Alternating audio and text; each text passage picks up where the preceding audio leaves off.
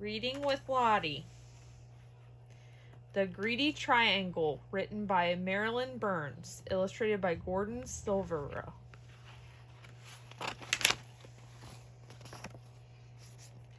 Once there was a triangle that was as most triangles are, always busy. The triangle spent its time holding up roofs, supporting bridges, making music in a symphony orchestra, catching the wind for sailboats, being slices of pie and halves of sandwiches, and much, much more. The triangle's favorite thing, however, was to slip into place when people put their hands on their hips. That way, I always hear the latest news, it said, which I can tell my friends. The triangle's friends liked hearing the news.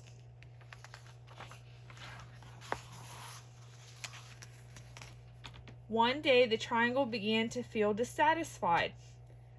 "I'm tired of doing the same old things," it grumbled. "There must be more to life." So the triangle went to see the local shapeshifter. "How may I help you?" the shapeshifter asked the triangle. "I think if I had just one more side and one more angle," said the triangle, "my life would be more interesting." "That's easy to do," said the shapeshifter. Poof! The shapeshifter turned the triangle into a quadrilateral.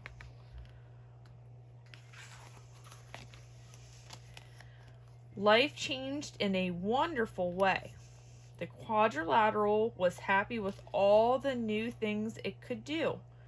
The quadrilateral could be a baseball diamond, or first, second, or third base. It could take a position on a checkerboard or a chessboard. It could be a television screen, a computer screen, or a movie screen. It could frame windows or frame pictures, and much, much more. The quadrilateral's favorite thing, however, was to be the pages of a book. "I learned so many interesting stories that way," it said, "which I can tell my friends." The quadrilateral's friends liked hearing the stories.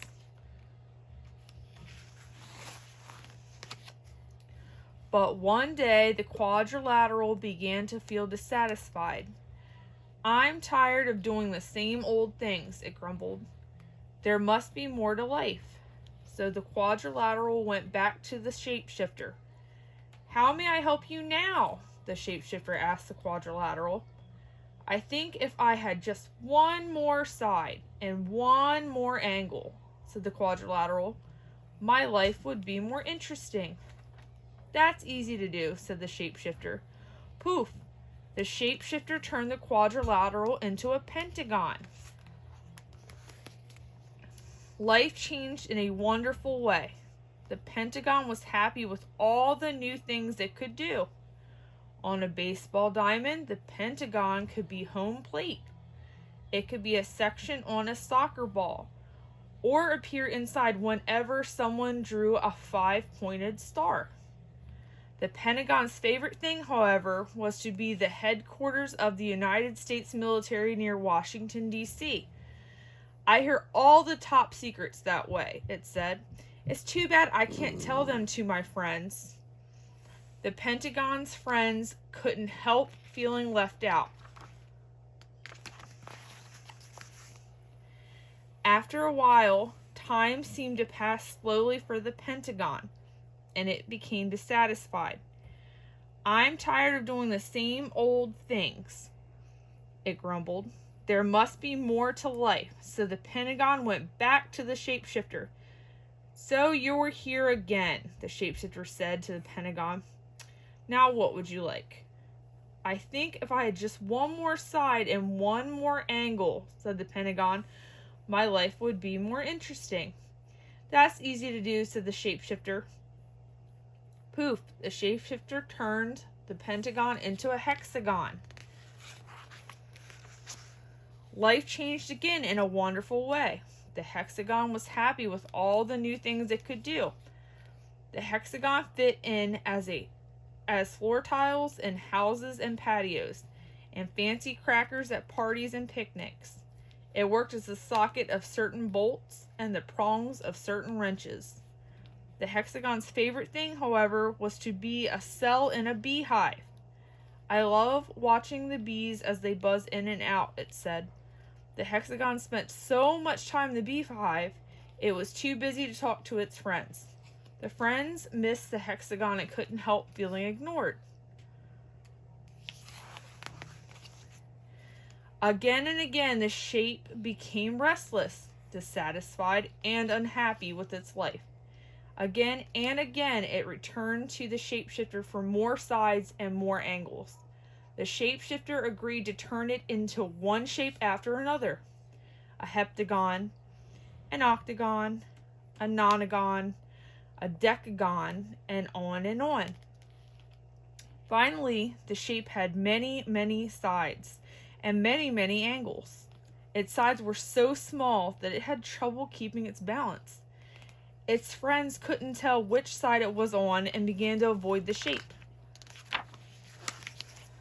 One day, when the shape was going down a hill, it began to roll. Faster and faster it went, screeching around corners, crashing into fences and trees, colliding with bicycles, and terrifying walkers. At last, the shape came to a stop. It felt tired and dizzy, lonely and sad. Enough, thought the shape. I don't know which side is up. I can't keep my balance. My friends don't want me around. The shape could no longer remember why it had been so unhappy as a triangle. Very carefully, it made its way back to the shapeshifter. Aren't you happy yet? The shapeshifter asked. I want to be a triangle again, said the shape. I'm not surprised, said the shapeshifter. Poof! The shapeshifter turned the shape back into a triangle.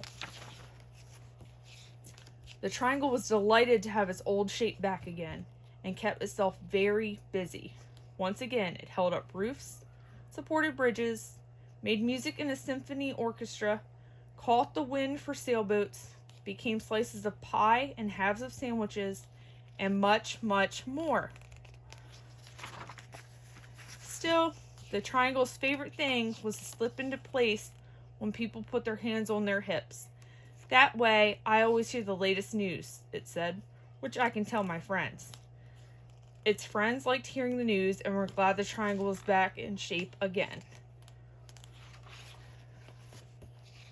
The end.